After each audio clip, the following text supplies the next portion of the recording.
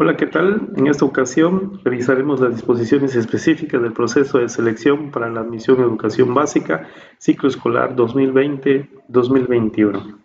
Iniciaremos de igual manera revisando la calendarización de los diferentes momentos que tenemos que tener en cuenta. Recordemos que el pasado 14 de diciembre es cuando se expiden las disposiciones generales, la publicación de perfiles profesionales, criterios e indicadores, así como la publicación de disposiciones específicas, que son las que vamos a analizar en este momento, y la publicación de las convocatorias para los procesos de selección, en este caso para educación básica, en el caso de la admisión, serán publicados el 21 de febrero de este año.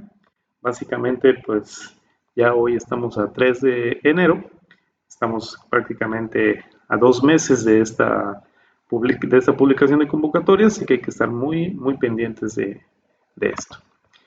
Y la aplicación de las valoraciones de los procesos de selección, o sea, los famosos exámenes de conocimientos, pues en caso de educación básica para la admisión, fíjense, del 21 de marzo al 24 de mayo del 2020 se va a realizar el curso Habilidades Docentes para la Nueva Escuela Mexicana. Ese es un requisito que hay que cumplir en este proceso de admisión.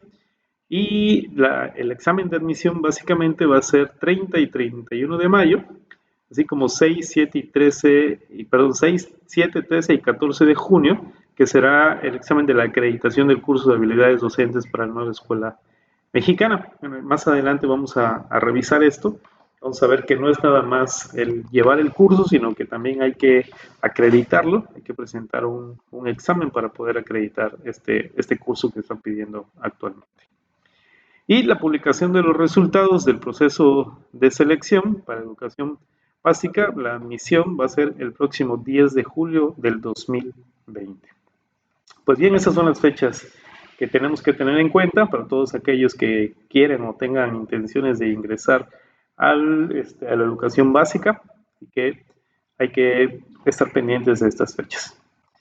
Bien, antes de igual de entrar en materia de las disposiciones específicas, pues analizaremos 3 artículos de las disposiciones generales del proceso de selección para la admisión del personal con función docente y técnico docente en educación básica y educación media superior para el ciclo escolar 2020-2021.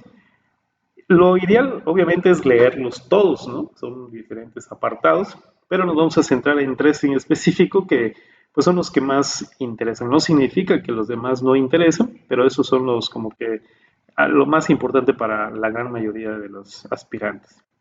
En el artículo 47 nos dice que la asignación de las plazas en cada entidad federativa se realizará con estricto apego a las listas ordenadas de los participantes, de conformidad con los resultados que hayan obtenido en el proceso de selección para la admisión y de las plazas previamente registradas en el sistema abierto y transparente de asignación de plazas.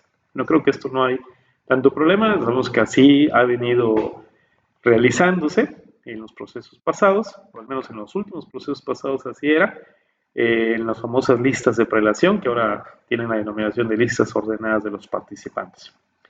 En el artículo 48 nos dice que en el caso de excedentes de plazas vacantes en educación básica y de existir la necesidad del servicio, una vez seleccionados los egresados de las escuelas normales públicas, la Universidad Pedagógica Nacional y los centros de actualización de magisterio, las plazas se asignarán a los demás aspirantes de otras instituciones de educación superior que hayan obtenido los mejores resultados en el proceso de selección para la admisión. Bueno, como pueden observar en este artículo 48 queda muy claro la prioridad que le van a dar a los estudiantes o más bien a los egresados de las instituciones formadoras de docentes.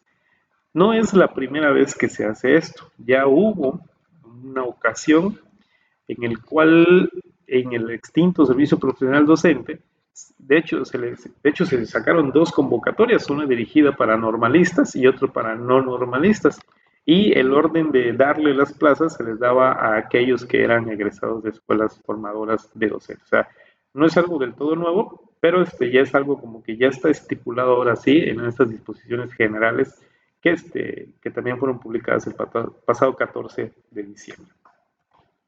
El artículo 50 dice que las plazas vacantes definitivas que sean asignadas como resultados del proceso de selección para la admisión en educación básica y educación media superior darán lugar a un nombramiento definitivo después de haber desempeñado la función 6 meses un día sin nota desfavorable en su expediente. Entonces, 6 meses un día, la plaza ya es nombramiento definitivo.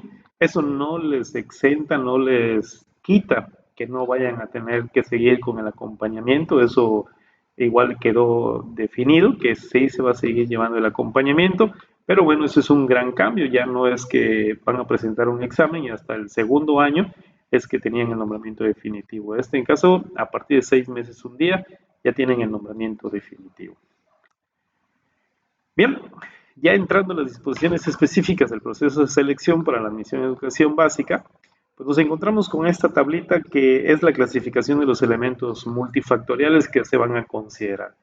Los elementos multifactoriales están divididos en 3 partes o en 3 aspectos. El primero son los requisitos, que consta también de 3 apartados. Entre los requisitos son la acreditación de estudios mínimos de licenciatura, una formación docente pedagógica, que sea un perfil de acuerdo a las áreas del conocimiento por el cual vayan a concursar. Y el número 3, que esto no es para todos los aspirantes a educación básica, sino solamente aquellos que quieran o que aspiren a impartir la materia de inglés, o los que quieran entrar a educación preescolar indígena o a primaria indígena, que es el dominio de una segunda lengua. Estos son como requisitos. En el apartado número 2, que son los factores, que son 4 factores, está el promedio general de la carrera, los cursos extracurriculares con reconocimiento de validez oficial, los programas de movilidad académica y la experiencia docente. Y es aquí, en este punto 2 de los factores, donde se le da una ponderación. Cada uno de ellos tiene un valor específico que más adelante vamos a ver. Y el punto número 3, que es el sistema de apreciación de conocimientos y aptitudes, bueno, pues tiene 3 etapas. La primera etapa es un curso de habilidades docentes para la nueva escuela mexicana, que como les decía anteriormente, no es nada más llevar el curso, sino que ahora también hay que presentar una acreditación del mismo curso.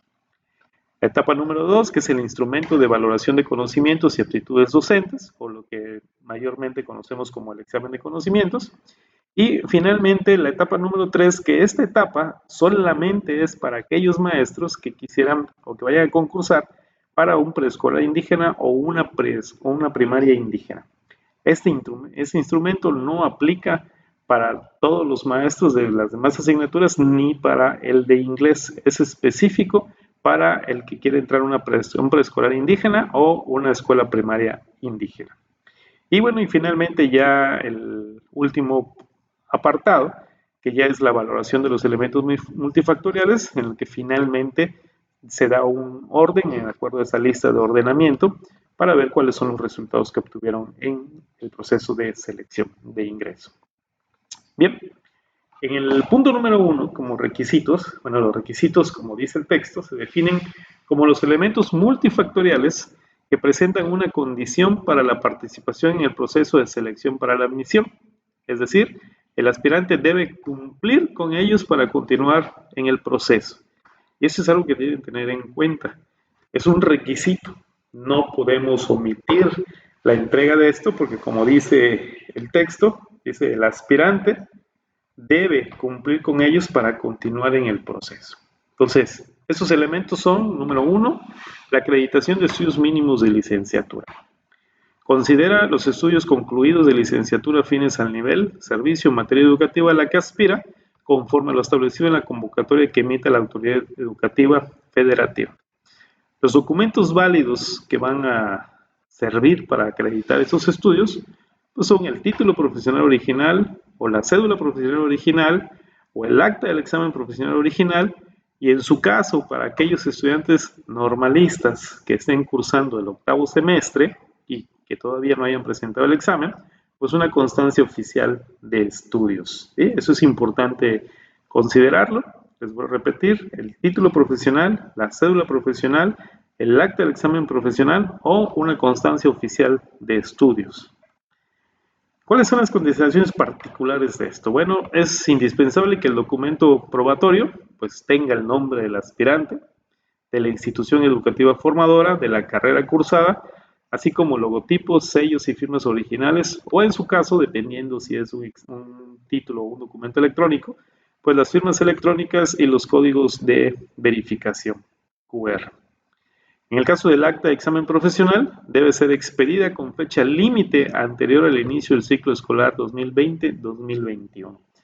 Es decir, si el ciclo escolar, y eso es hipotéticamente, si el ciclo escolar 2020-2021 inicia el 15 de agosto, pues el acta de examen profesional debe tener una fecha anterior al 15 de agosto. Inclusive puede ser hasta el 14 de agosto, pero no posterior a esa fecha de inicio del ciclo escolar 2020-2021. Y en el caso de la constancia de estudios, como ya les comentaba, solamente es para los aspirantes que cursan el último semestre de la licenciatura y deberá especificar la fecha en que se celebrará el examen profesional, lo cual tendrá que ser anterior a la asignación de plazas. Dice, para poder ingresar al servicio público educativo, deberán contar para ese momento con al menos el acta de examen profesional. Eso es importante, ¿eh? Deben de llevar un documento en donde les debe de especificar qué fechas va a ser el examen profesional que van a presentar. Con ese documento les van a dejar preregistrarse, hacer el procedimiento, pero si en dado caso que llegan a quedar seleccionados para poder ser sujetos de plaza, por llamarle así, tienen que presentar el acta de examen profesional. Ahí ya no les va a servir la constancia de estudios. La constancia de estudios, vuelvo a repetir, solamente es para acceder al proceso. Pero si después del proceso, después de haber quedado elegido, no se presenta, no les van a asignar la plaza. Tienen que tener el acta de examen profesional. El punto número 2 es la formación docente pedagógica. Aquí comprenden los estudios formales, ya sea de licenciatura, de maestría o doctorado, que sean afines al área pedagógica o al área de conocimientos relacionados con el nivel, servicio o materia educativa en la que aspira a ser seleccionado. ¿Cuáles son los documentos válidos que les van a aceptar aquí? El título profesional original, la cédula profesional original, el acta de examen profesional original, la constancia oficial de estudios. En el anterior video me preguntaban si en caso de título profesional y cédula original profesional tienen que ser los dos. Como pueden observar, el documento no dice que tienen que ser los dos, ¿no? O los 4 en este caso. Con alguno de ellos creo que es más que suficiente para poder, es como un requisito. Bien, ¿cuáles son las consideraciones particulares de esto? Dice, es indispensable que el documento probatorio sea emitido por una escuela normal pública, por la Universidad Pedagógica Nacional, por la UPN, por centros de actualización del magisterio, por otras instituciones educativas que ofrezcan formación pedagógica o bien áreas de conocimiento afines a las que aspiran. Y bueno, debe de tener el nombre del aspirante, de la institución educativa formadora y de la carrera cursada, así como logotipos, sellos y firmas originales, o en su caso, firmas electrónicas o códigos de verificación, si es un documento electrónico. El dominio de una segunda lengua. Les decía aquí que esto solamente es para los maestros de educación básica que aspiren a dar inglés y para aquellos que deseen participar para un preescolar indígena o primaria indígena. En el caso de los aspirantes de inglés, les están solicitando el certificado CENI con al menos nivel 12. Eso tienen que tener en cuenta. Y como ven aquí dice, de no cumplir con esos requisitos a la fecha del registro y verificación documental, se dará por concluida su participación en el proceso de selección para la admisión. Para el caso de los aspirantes a los servicios de educación preescolar indígena o primaria, ahí va a ocurrir un proceso diferente donde tienen que presentar, tienen que acreditar el dominio de una lengua indígena. Ya más adelante vamos a ver cuál es este proceso. Una diferencia muy importante es que para el caso de los maestros de inglés, el certificado CENI solamente es un requisito. No tiene un puntaje específico o al menos no tiene un puntaje determinado en la ponderación. Sin embargo, para el caso de los aspirantes de educación preescolar indígena o primaria indígena, ahí sí tiene un porcentaje, una ponderación muy específica esto de la acreditación del dominio de la lengua indígena. Entonces, para inglés solamente es un requisito, pero para educación preescolar indígena o primaria indígena sí es un factor ponderable en el proceso de valoración. Bueno, el inglés ya les decía, el certificado CENI nivel 12 o superior, que sería lo ideal. Y de las consideraciones particulares es que este certificado tiene que estar vigente, debe considerar las 4 habilidades lingüísticas: expresión escrita, expresión oral, comprensión de lectura y comprensión auditiva. Y la fecha límite de expedición de este documento deberá ser anterior al registro y de la verificación documental. Ténganlo en cuenta esto, ¿eh? La fecha límite de expedición de documento debe ser anterior al registro y a la verificación documental.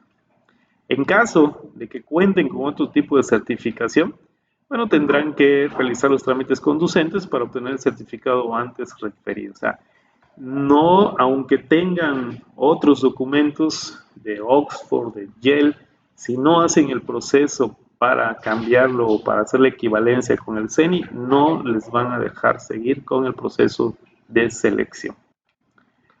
Bien, eso fue en cuanto a los requisitos. Ahora vamos a hablar de los factores. Los factores, como podemos ver y como podemos revisar en los documentos, son los elementos que se les asigna un valor en función de un rango establecido a una ponderación ya determinada. El primero de estos factores es el promedio general de la carrera. Y bueno, sabemos que corresponde al resultado cuantitativo obtenido por el aspirante al momento de la conclusión de sus estudios profesionales, y los documentos válidos para verificar este promedio, pues es su certificado de estudios validado o el historial académico validado. Pues bien, eso es en cuanto al promedio general de la carrera.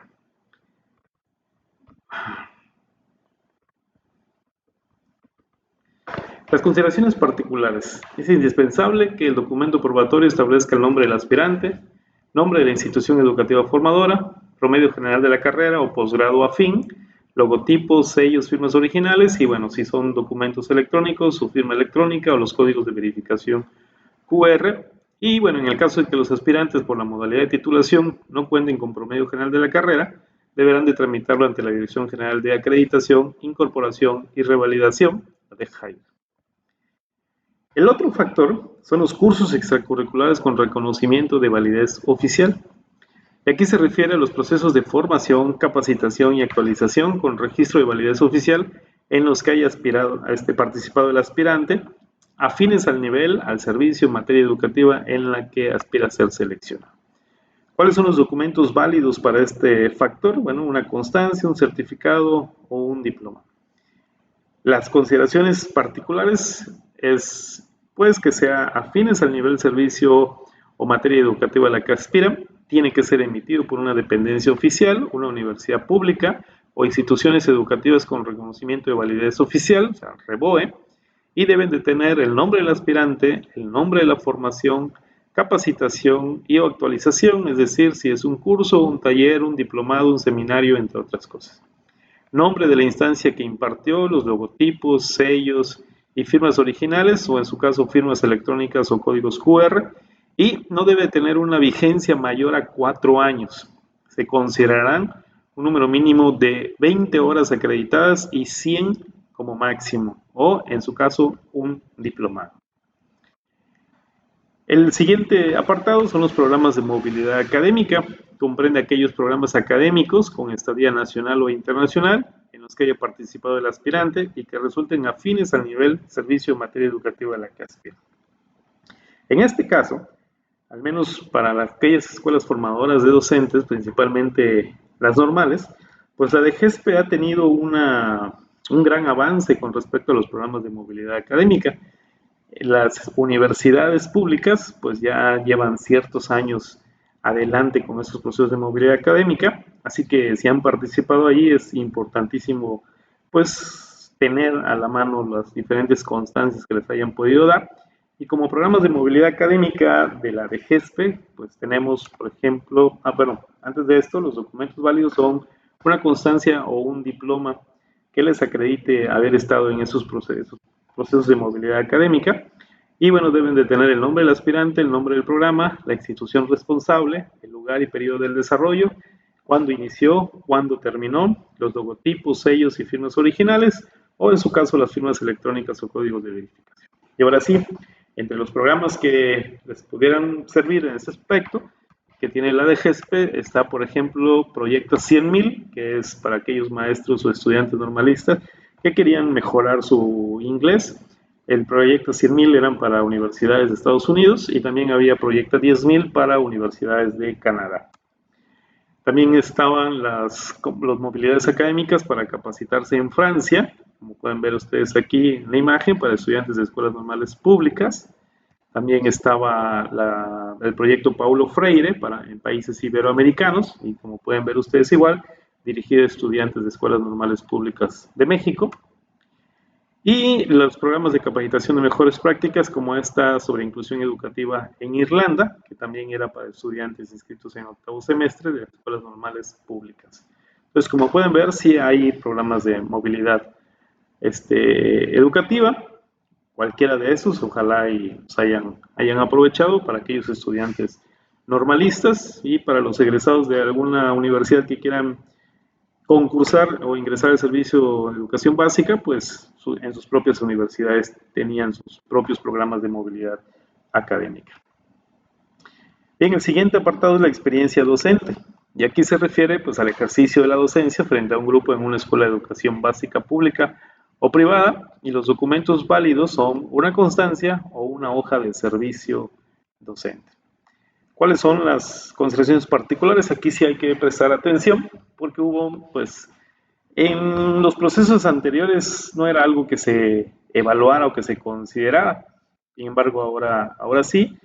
Y bueno, para los egresados de las escuelas normales, de la Universidad Pública Nacional y de los centros de actualización del magisterio, se considerará el servicio social, fíjense, se van a considerar el servicio social y las prácticas profesionales que realizaron a lo largo de la carrera, que sean afines al nivel, servicio o materia educativa a la que aspiran, las cuales serán acreditadas mediante constancias oficiales con las especificaciones antes mencionadas.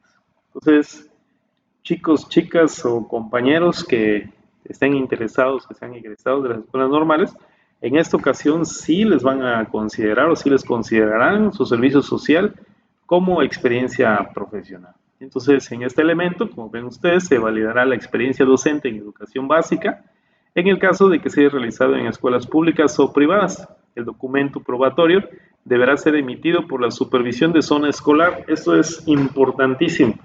¿Por qué? Porque normalmente las hojas de servicio social, pues no las emite la supervisión de la zona escolar, sino la propia escuela, la dirección de la escuela es quien emite este documento. Así que tienen todavía tiempo de ir a hablar con sus directores, en los cuales estén haciendo sus servicios sociales, pues para solicitar que cuando vayan a emitir su constancia o su carta de liberación del servicio social, pues sea emitido por la supervisión de la zona escolar correspondiente.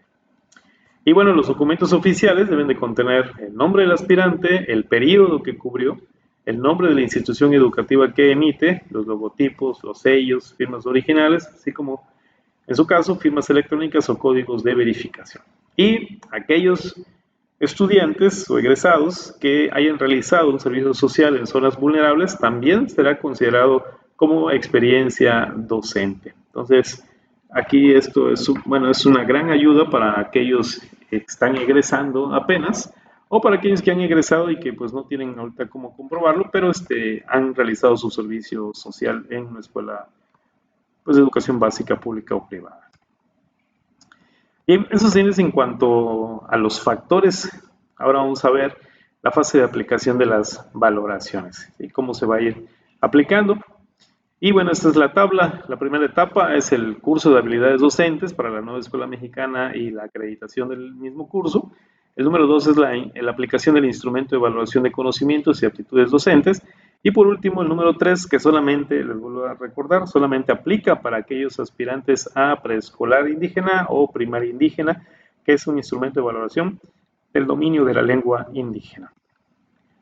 ¿Cuáles son las características del curso de habilidades docentes para la nueva escuela mexicana y su acreditación? Pues las características son que es un curso de 4 módulos con una duración de 40 horas, que estará distribuido en 4 semanas y se va a desarrollar mediante videos, audios, lecturas y ejercicios para promover el análisis y reflexión del aspirante sobre las habilidades docentes requeridas en la nueva escuela mexicana. Al término de cada módulo, el aspirante responderá un cuestionario relativo al contenido del mismo y se le proporcionará una retroalimentación para que identifique los aspectos y contenidos en los que tiene mayor dominio, así como los que requiere fortalecer. Bien, esas son las características del curso. Les decía, 4 módulos con una duración de 40 horas en total, distribuidos en 4 semanas, o sea, 10 horas por semana es para llevar este curso. El desarrollo del curso, bueno, ese se va a llevar a cabo en línea, es autoadministrable y se va a poder realizar desde cualquier dispositivo electrónico con conexión a Internet. Para tener acceso a la plataforma del curso les van a dar un usuario y una contraseña en el proceso de preregistro. Y bueno, la acreditación del curso se realizará mediante una valoración final de sus contenidos que consiste en un instrumento con reactivos de opción múltiple. Y como les dice, es necesario haber realizado el curso para poder presentar su acreditación. Esta acreditación, como pueden ver, no va a ser en línea, sino que va a ser en una sede a través de una plataforma electrónica y va a ser el mismo día que apliquen el instrumento de evaluación de conocimientos y de aptitudes. Así que ojo, ténganlo en cuenta, no nada más va a ser su examen de conocimientos, sino también digamos que el examen de certificación del curso de habilidades de la Escuela Mexicana. La etapa número 2, que es el instrumento de evaluación de conocimientos y aptitudes docentes, bueno, sabemos que es un examen de opción múltiple y que corresponde a los criterios e indicadores que establecen lo que deben de saber y ser capaces de hacer las maestras y los maestros para favorecer el aprendizaje y bienestar de los educandos. Y la aplicación pues se va a llevar en una sede, para lo cual van a presentar en el lugar fecha y hora programada. Se deben de identificar para realizar la evaluación del instrumento con su ficha de aplicación y los demás requisitos que van a estar publicados en la convocatoria. Bueno, los que ya han vivido la experiencia saben que es administrar una computadora, coordinado por un computador, y bueno, la aplicación será nacional y su inicio será de acuerdo con el horario del centro del país. Esto para muchos no va a ser nada nuevo, es algo que se ha venido trabajando desde procesos anteriores. Y número 3, que es el instrumento de valoración del dominio de la lengua indígena. Bueno, es un instrumento que está dividido en 2 sesiones, en las que se van a valorar las 4 habilidades de la competencia lingüística: la expresión escrita, la comprensión lectora, la expresión oral y la comprensión auditiva.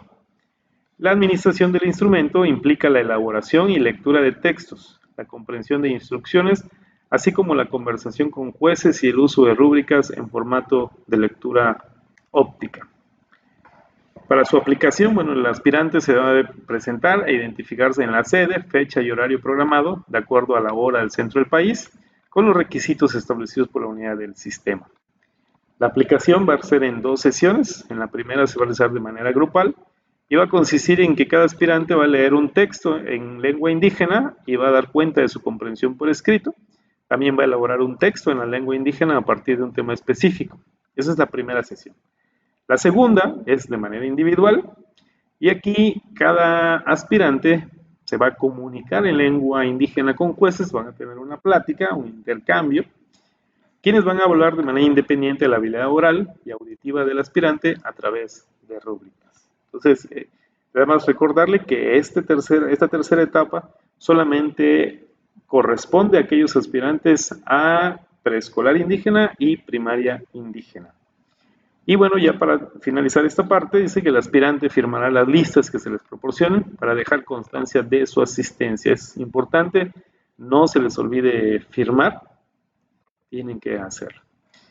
Y bueno, ya para ir cerrando, vamos a ir viendo las tablas con las diferentes ponderaciones de los elementos multifactoriales. En esta primera tabla solamente es para todos aquellos docentes que quieran ingresar a educación básica, excepto para los maestros de inglés y para preescolar indígena y para primaria indígena. Entonces, como requisitos, la acreditación de estudios mínimos de licenciatura, su formación docente pedagógica, que no, como ustedes pueden observar, no tiene una ponderación. Y ya lo que sí está ponderado son los factores y las etapas 1 y 2 ya de la aplicación de los instrumentos. Entonces, el promedio general de carrera, 5%, los cursos extracurriculares, 5%, los programas de movilidad académica, 5%, experiencia docente, 15%, la acreditación y el curso de habilidades docentes para la nueva escuela mexicana, un 20%, y el instrumento de evaluación de conocimientos y aptitudes docentes, el restante 50%, para hacer un total de 100%. Les voy a repetir, esta tabla no aplica para los maestros de inglés ni para los maestros de preescolar indígena ni de primaria indígena.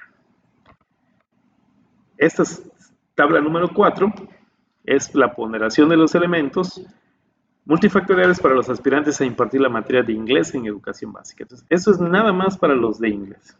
Entonces, de igual manera, como pueden observar, aquí los requisitos son 3, a diferencia del otro.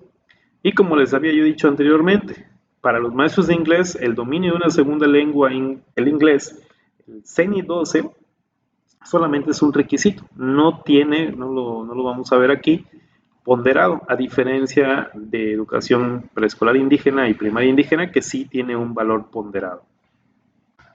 Entonces, para estos aspirantes a la materia de inglés, promedio general de la carrera un 5%, los cursos extracurriculares con reconocimiento de validez oficial un 5%, los programas de movilidad 5%, experiencia docente 15%, el curso de habilidades docentes para la nueva escuela mexicana y su acreditación 20%, y finalmente el instrumento de evaluación de conocimientos y aptitudes docentes el 50% restante para hacer un 100%. Bien, y ya finalmente la tabla número 5 nos habla de la ponderación de los elementos multifactoriales para los aspirantes a impartir preescolar indígena y primaria indígena. Entonces, como pueden ver como requisitos, la acreditación de estudios mínimos de licenciatura, la formación docente pedagógica y el dominio de la lengua indígena. Aquí en este caso es un requisito y también viene ponderado al final con 20%. Bien, como factores, el promedio general de la carrera 5%, los cursos extracurriculares con reconocimiento de validez oficial 5%, los programas de movilidad académica 5%, experiencia docente 15%, y la etapa 1 ya del sistema de apreciación, pues el curso de habilidades docentes para la nueva escuela mexicana y su acreditación el 20%, instrumento de valoración de conocimientos y aptitudes docentes 30%, si ustedes ven aquí hay una diferencia con los anteriores que le daban el 50%, aquí solamente va a tener el 30% de ponderación, y finalmente la etapa número 3, el instrumento de valoración del dominio de la lengua indígena con el 20% restante. Pues bien, eso sería de manera general todo lo referido a las disposiciones específicas del proceso de selección para la admisión en educación básica. Aquí lo importante es revisarlo detenidamente y pues cualquier duda pues hay que consultar con las personas que saben, que pensamos que saben, para ir profundizando. Entonces sí hay que estar pendientes de las fechas, no pasarnos las fechas. Acuérdense, el 21 de febrero del presente año salen las convocatorias y hay que leerlas, y por lo pronto pues es momento para empezar a pues, reunir los papeles, ver que tengan las características que nos están pidiendo para evitar problemas. Pues nos vemos en la próxima, muchas gracias por su atención.